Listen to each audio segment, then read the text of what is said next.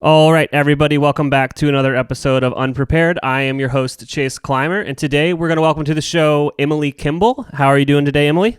I am good. How are you doing?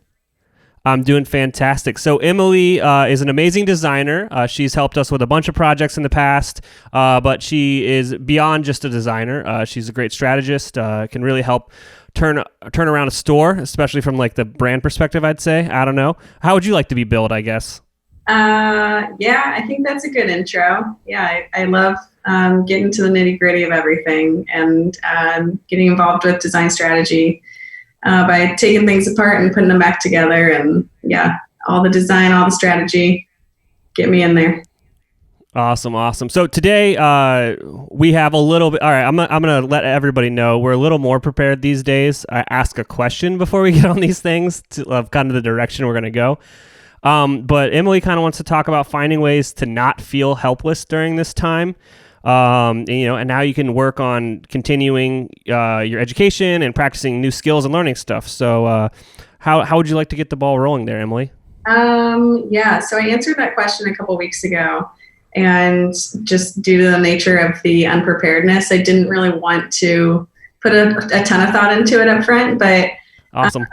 Yeah, I think like right now with the nature of the world, everyone is in isolation. And unless you are helping patients or working in a grocery store, the feeling of helplessness can kind of sink in. I think for me, I moved across the country from Ohio to Seattle last fall. So like being super far from family through a pandemic has been pretty tough.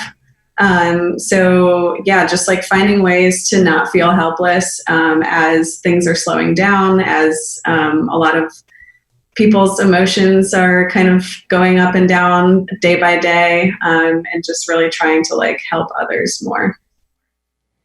Gotcha. So by helping others, what have you kind of been passing the time with? Obviously, you got a full-time gig kind of, as a designer, but what have you been doing kind of to stay busy and I guess stay positive? Yeah.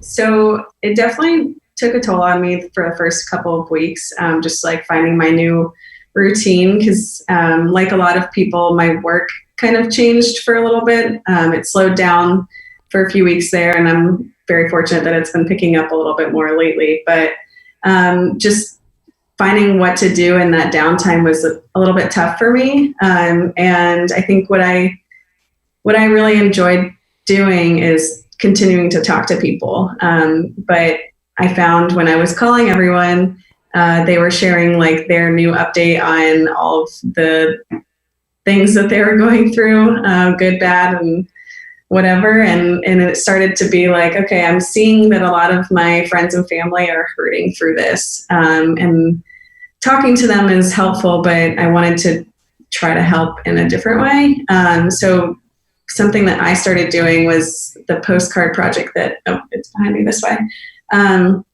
I started doing a postcard project where I send out some blank postcards to a bunch of friends and family.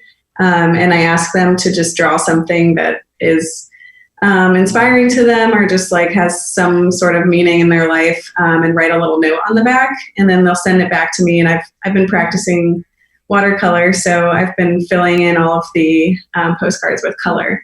So it's been kind of like a fun little way to stay creative and to like bring people together and just encourage people to keep creating.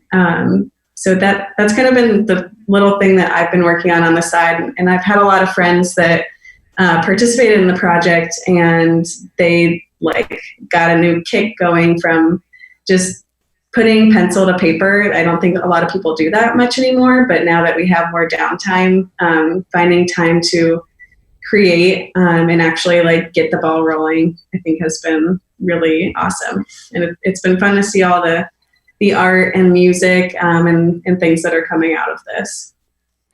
Yeah, I actually am playing a lot more music than I have in a long time. I was in a band forever, and then I've been focusing elsewhere, and I haven't been playing as much. But these past couple of weeks, I've been playing a lot more with my roommate just for fun. It's definitely finding ways to be creative. It's funny, Sean, Sean's my business partner. Emily knows him pretty well. Sean the other day was saying, he's like, I completely forgot how to write by hand almost. He's like, and I've been writing all this stuff down lately and it's been fun. He's been sketching too. Yeah. So if we could try to pivot a little bit towards small to medium-sized businesses, obviously a lot of the people that follow me are working in e-com. What would you say would be some things to do during this time to kind of level up what's going on within your business, like where you should be focusing? Yeah, I think for me, the thing that I've been trying to focus on more is like cultivating relationships with more kindness and compassion. I saw a lot of my partners and clients are pretty small.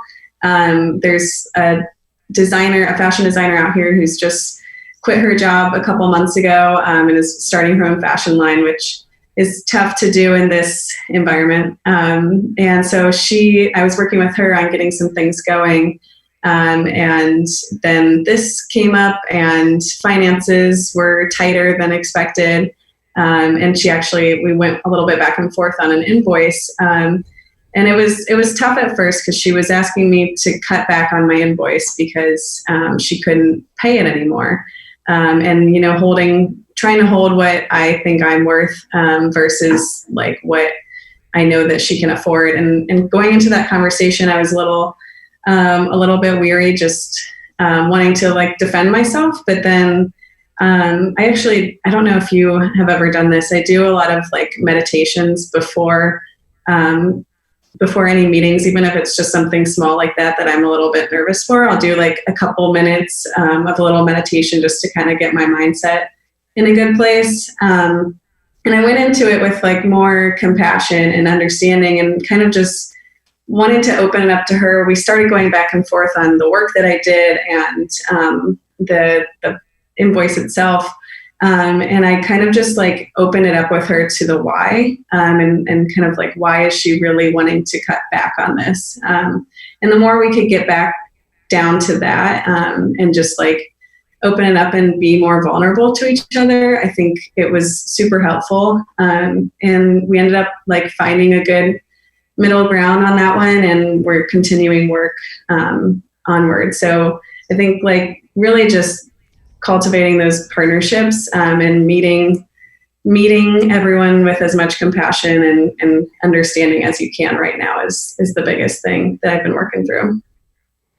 Yeah, that's a great strategy. Kind of with any sort of disagreements is the Socratic questioning. Why are you coming from what's the thought process behind that perspective? Yeah. And it allows it to be less personal while being more personal, I guess. Yeah. Awesome. Hey, Emily, if people are liking what you're saying, they want to get a hold of you, how can they get a hold of you? You can call me. My number is 614-458-8162. I pretty much always have my phone on Do Not Disturb because I like to just stay heads down. So if you call me and leave me a voicemail, I will give you a call back. And then I also have work up on Dribbble and on my LinkedIn. So those are probably the two easiest places to go learn more about me, and you can also hit me up there too. Awesome. Yeah, I'll drop those links in the description of this on YouTube, and hopefully I'll remember to do it on the other places that I posted. Perfect. Awesome. Thank you so much for coming on today. Yeah, thank you.